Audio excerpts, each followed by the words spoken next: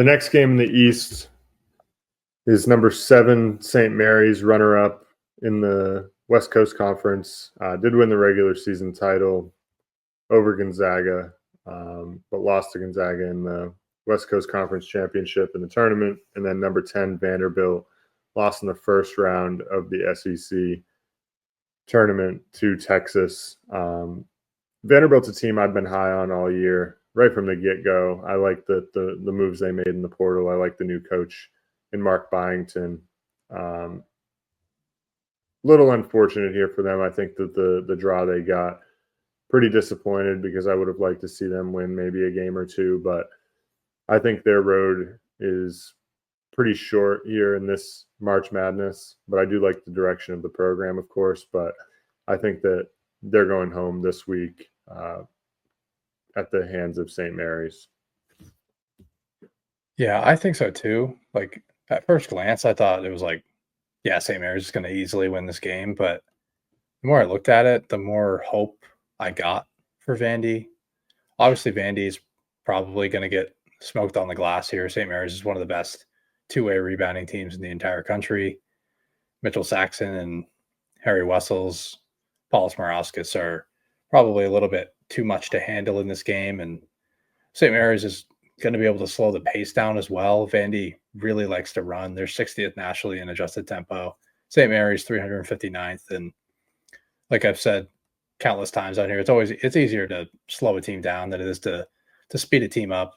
But I think there are avenues for Vandy to speed this game up. Like if they press at a high rate, I think that can give St. Mary's kind of a tough time. We've seen St. Mary's struggle in the past with Gonzaga's pressure and like those big WCC games that they've matched up in the past. Like they've thrown like a little zone press at them that's given them issues. And I think overall, like quicker guards and more athletic wings, I think can give St. Mary's some problems. And, Vanderbilt has that, guys like Hogard, Jason Edwards, Grant Hoffman, if he's able to play, I believe he's going to be fine. He played in the SEC tournament, right?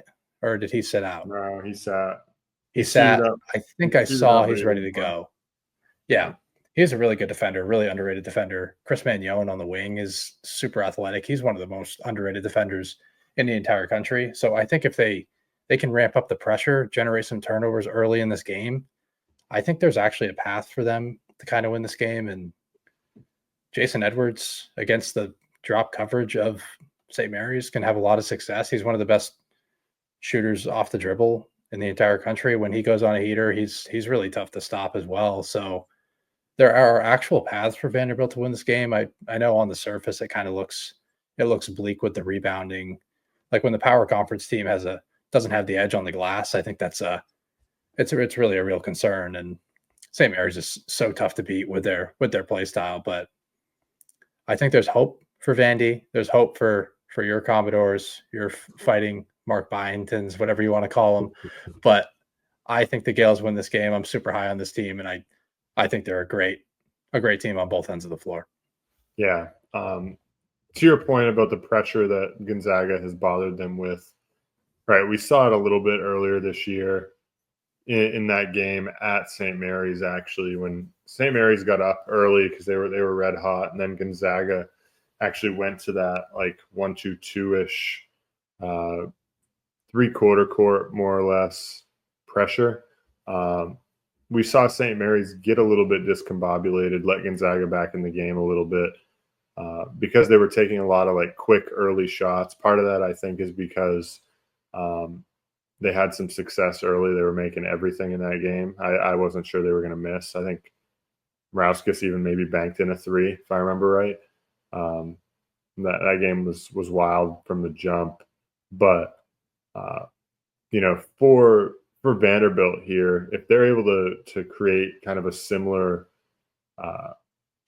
style where St. Mary's feels the need to take some of those quick early threes, that's where Vanderbilt can really thrive, because quick early threes in the shot clock lead to long rebounds, lead to runouts, and lead to layups, right? Lead to dunks and transition. So that's an edge I could see. However, I think in this game.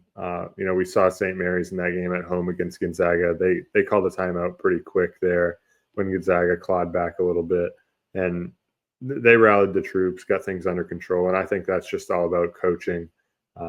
I think I'm really high on Mark Byington, but I think just experience-wise in the tournament, he's going to be a little bit, just not the same level of coach here.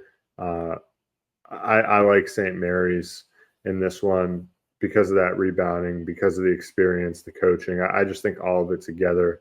Vanderbilt hasn't really been there in a while.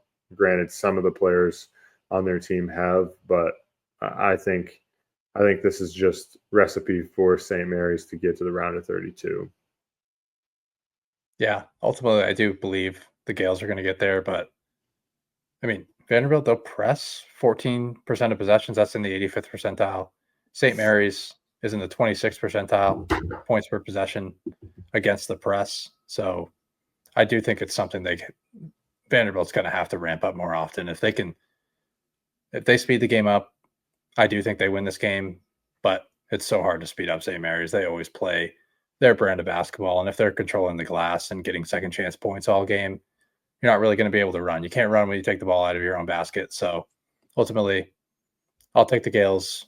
And even late in the game, Vanderbilt's late game pressure is really good. So, you could see St. Mary's up 8 or 9 late in this game and throw the ball away a couple times, because really the only guard I trust to take care of the ball is Augustus Marciulionis. Everybody else, I don't trust Jordan Ross. I don't trust Mikey Lewis to really take care of the basketball. So you could see one of those vintage late game March comebacks here where St. Mary's is controlling the entire game and then it just all of a sudden flips in the final minute. Potentially, maybe I'll call my shot and say that's what happens here. You see a little Texas A&M versus Northern Iowa situation, although that's a different quality of game. But I'll back the Gales, but that's going to be something I'm going to keep in the back of my mind. Yeah, I think Jalen Carey is going to have to stay on the floor in this game, and we've seen in some games where he's had to play higher minutes, he gets into some foul trouble, and especially where he's probably going to be struggling on the defensive glass against the front court of St. Mary's. I expect him to kind of get into foul trouble, and then from there, it's really just Devin McLaughlin. Not a ton of options up front for Vanderbilt. I think that the rebounding battle is just going to be too overpowering. So look for St. Mary's to control this game. Maybe Vanderbilt's able to hang around with their 3-point shooting and pressure, but ultimately St. Mary's moves on.